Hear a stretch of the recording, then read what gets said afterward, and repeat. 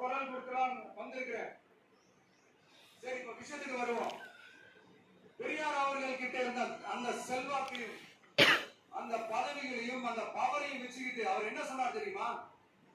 இவ்வளவு செல்வாக்கு, இவ்வளவு பதவிகள், இவ்வளவு பவர் இருந்தோம், நான் ஒரு 5 பைசா காசு சம்பாதிச்சிருப்பேனா?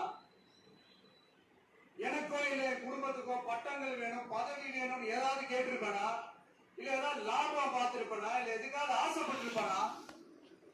ஆனா அவரு பேரை சொல்லிக்கிட்டு,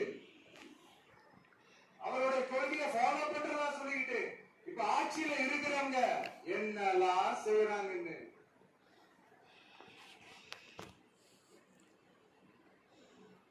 அதனாலதான் சொல்றோம், பெரியார் பேரை சொல்லிக்கிட்டு தயவு செஞ்சு கொள்ளையடிக்காதீங்கயா, தயவு செஞ்சு கொள்ளையடிக்காதீங்க. அவரு பேரை சொல்லிக்கிட்டு பெரியார் பேரை சொல்லி கொள்ளையடிக்கிற இவங்க தான் நம்மளுடைய அரசியல் எதிரி.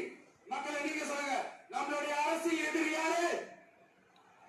நம்மளுடைய கொள்கை எதிரி யாரு? ரிப்பீட், நம்மளுடைய அரசியல் எதிரி யாரு? டிஎம்கே. கொள்கை எதிரி யாரு? டிஎம்கே. உங்களுக்கு புரியுது இல்ல? எனக்கு அது போதும், எனக்கு வேற எதுவுமே தேவையில்லை.